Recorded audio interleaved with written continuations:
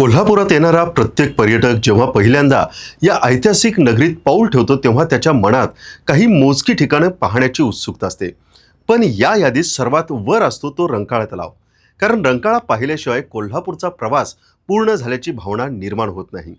पाण्यानं तुडुंब भरलेला हा विशाल तलाव, सभोवताली डोलणारी हिरवीगार झाडं, सायंकाळी फिरण्यासाठी आलेल्या पर्यटकांची लगबग आणि चौपाटीवर दरवळणाऱ्या खाद्यपदार्थांचा मोहक सुगंध, या सगळ्यांचा मिलाफ रंकाळ्याला केवळ एक पर्यटन स्थळ न ठेवता एक अविस्मरणीय अनुभव बनवतो. नमस्कार, मी संदीप आणि आपण पाहत आहात प्रसार माध्यम. रंकाळा म्हणजे कोल्हापूरच्या हृदयात धडधडणारी एक जिवंत आठवण. या तलावाच्या शांत लाटांमध्ये कोल्हापूरच्या इतिहासाचा, संस्कृतीचा आणि भावनांचं प्रतिबिंब दिसून येतं. सकाळच्या सूर्यकिरणांपासून त्या संध्याकाळच्या सोनेरी क्षणांपर्यंत रंकाळा प्रत्येक कोल्हापूरकराच्या आयुष्याचा साक्षीदार बनलाय. असंख्य भेटी, आठवणी आणि स्वप्नांना आपल्या कुशीत सामावून घेणारा रंकाळा म्हणजे कोल्हापूरची ओळखच आहे. आणि म्हणूनच कोल्हापूर आणि रंकाळा यांचं नातं केवळ पाण्याचं नव्हे, तर जिव्हाळ्याचं, अभिमानाचं आणि आत्मीयतेचं आहे. या रंकाळ्याचं सगळ्यात मोठं वैशिष्ट्य म्हणजे त्याचे समुद्रासारखे भासणारं विस्तीर्ण रूप. बाहेरून आलेला एखादा पर्यटक जेव्हा पहिल्यांदा या अथांग जलाशयाकडे पाहतो, तेव्हा काही क्षण तो नजरेत हा जलाशय साठवत राहतो.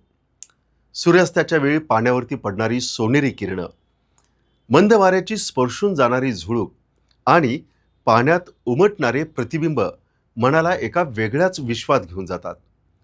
रंकाळ्याचं हे विलोभनीय दृश्य प्रत्येकाच्या मनात कायमचे कोरलं जातं आणि म्हणूनच इथे येणारा प्रत्येक जण काही ना काही सुंदर आठवणी सोबत घेऊन परततो. रंकाळा हा प्रत्येकासाठी वेगळा अर्थ घेऊन उभा आहे. पर्यटकांसाठी तो एक पर्वणी, विद्यार्थ्यांसाठी सहलीचा आनंददायी बेत आणि तरुणांसाठी खाद्य संस्कृतीचा रंगतदार अड्डा. तर अनेक प्रेमकथांच्या निशब्द साक्षीदार देखील हा रंकाळाच आहे बरं का. कित्येक हृदयांची धडधड इथे वाढली असेल, कित्येक नात्यांना इथे एक सुंदर सुरुवात मिळाली असेल. मात्र या भव्य आणि दिव्य सौंदर्याच्या पलीकडे पाहताना एक प्रश्न प्रत्येकाला पडतो: इतका विशाल रंकाळा निर्माण कसा झाला असेल? इतिहास असं सांगतो की हा तलाव शतकानुशतके अनेक घटनांचा साक्षीदार राहिला आहे. काळ्या दगडांच्या भूगाभातून निर्माण झालेला हा तलाव कोल्हापूरच्या प्राचीन वारशाचं प्रतीक मानला जातो. शाहू महाराज यांच्या काळात या परिसराचा विकास झाला आणि रंकाळ्याच्या भोवती आणि या तलावाच्या भोवती चौपाटी, बागा आणि सौंदर्यीकरण करण्यात आलं. त्यामुळं रंकाळा आजही राजेशाही वैभव आणि आधुनिक आकर्षण यांचा सुंदर संगम वाटतो. रंकाळ्याच्या भोवती अनेक ऐतिहासिक स्थळं त्याचं सौंदर्य अधिक खुलवतात. उत्तरेकडे उभासणारा भव्य शालिनी पॅलेस आजही राजेशाही इतिहासाची साक्ष देतो. तर दक्षिणेला असलेला पद्माराजे गार्डन हिरवाईचा शांत अनुभव देतो. तर तलावातील संध्यामठ हा आध्यात्मिक आणि ऐतिहासिक वारसाचा जिवंत पुरावा आहे. पावसाळ्यात संध्यामठ पाण्याच्या कुशीत अर्धा लपलेला दिसतो आणि हे दृश्य पाहणाऱ्याला मंत्रमुग्ध करून जातं. रंकाळ्याचा इतिहास फक्त पर्यटनापुरता मर्यादित नाही, तो कला, चित्रपट सृष्टीशी देखील जोडलेला आहे. एक काळ असा होता की कोल्हापूर हे चित्रपट चित्रीकरणाचं महत्त्वाचं केंद्र होतं. अनेक मराठी आणि हिंदी चित्रपटांचे चित्रीकरण या परिसरात झाले. व्ही शांताराम यांच्यासारख्या दिग्गजांनी या भूमीला रुपेरी पडद्यावरती अमर केलं. त्यामुळं रंकाळा हा इतिहास, कला आणि संस्कृती यांचा एकत्रित वारसा बनला आहे. रात्र पडताच रंकाळ्याचं रूप तर आणखी खुलतं.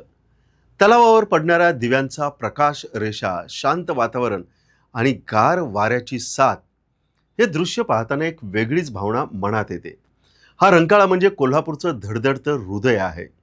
जगभरातून येणाऱ्या पर्यटकांसाठी हा आकर्षणाचा केंद्रबिंदू आहे. पण इतक्या सुंदर आणि ऐतिहासिक ठिकाणासमोर आज मात्र एक गंभीर प्रश्न उभा आहे आणि तो प्रश्न म्हणजे स्वच्छतेचा. काही लोकांच्या निष्काळजीपणामुळं थुंकणं, कचरा टाकणं, परिसर अस्वच्छ करणं असे अनेक प्रकार आज देखील दिसून येतात. आणि ही बाब केवळ रंकाळ्याच्या सौंदर्यालाच नव्हे, तर कोल्हापूरच्या संस्कृतीला देखील धक्का देणारे आहे.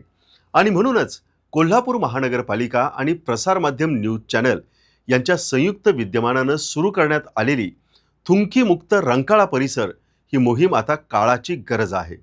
हा केवळ स्वच्छतेचा उपक्रम नाही, तर कोल्हापूरच्या इतिहासाचं, वैभवाचं आणि स्वाभिमानाचं रक्षण करण्याचा हा संकल्प आहे.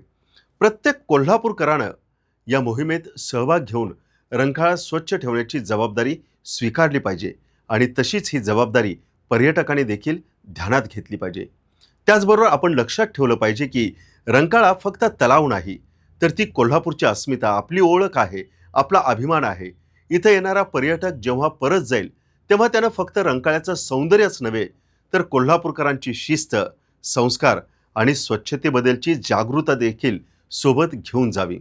त्यांच्या ओठावर एकच वाक्य असावं, चला आज आपण मिळून एक संकल्प करूया, थुंकणार नाही, थुंकू देणार नाही, रंकाळा परिसर स्वच्छ ठेवू, इतिहास जपू, कारण थुंकीमुक्त रंकाळा परिसर म्हणजेच स्वाभिमानी कोल्हापूर.